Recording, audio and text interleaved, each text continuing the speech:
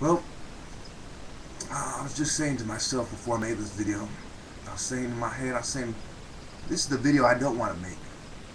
This is what I don't want to talk about. This is what I don't want to say. But I wouldn't be the good guy if I didn't. Because sometimes the right thing to do is also the hard thing to do, and it, it doesn't feel right away.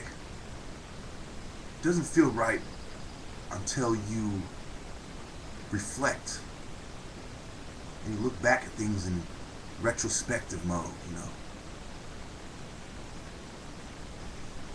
Well, it's like this.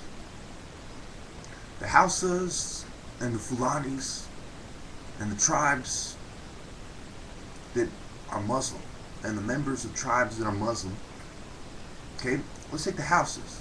In one of my other videos I use example, the Hausa women have a 97% we'll call it ignorance rate, where 97% of Hausa women have less than a year of college, okay? And that a lot of them, you know, can't read, things like this, right? So it goes back to what Jesus had said about the Romans. He said, "Forgive them, Lord, for they know not what they do."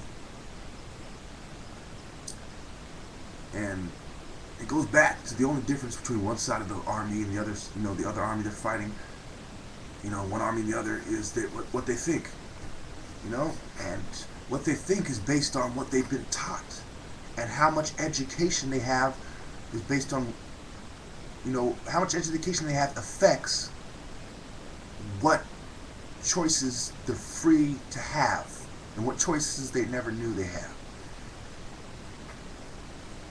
And, you know, so as I was considering these different things,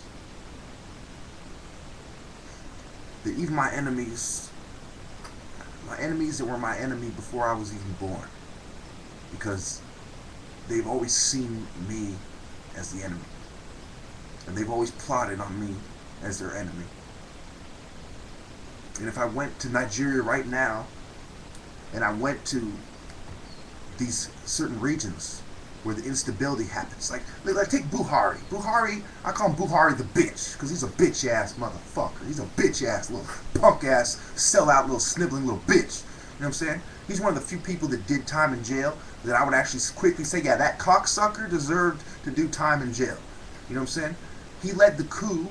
Where was his army division? It was based in Jos, the same fucking city where the political unrest happens all the time, where you have the Muslims complaining about the Christians not giving them rights, and that they feel free to, you know, get a bunch of poison darts and machetes and shit and run crazy all over Nigeria, right?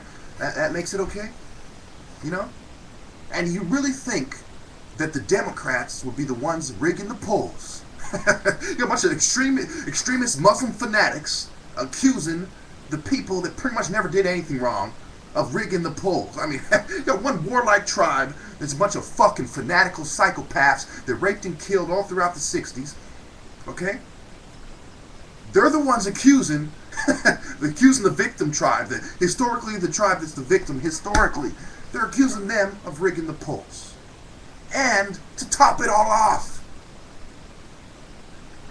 good luck Jonathan is not from the Igbo tribe.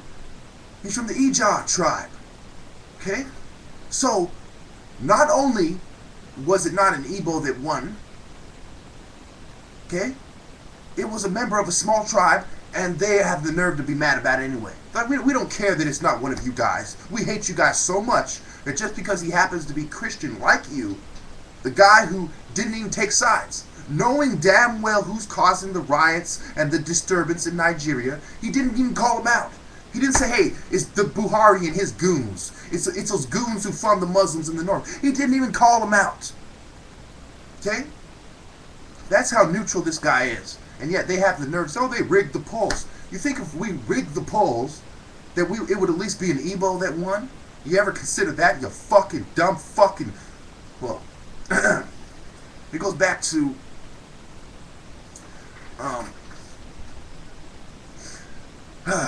Goes back to, what happened in the Nigerian Civil War. Is that they thought, okay, you guys planned this coup, which had, had some truth in it, but they left out the important information, like not all the people that threw the coup were Igbos. So where was the Yoruba genocide during the Civil War? Okay?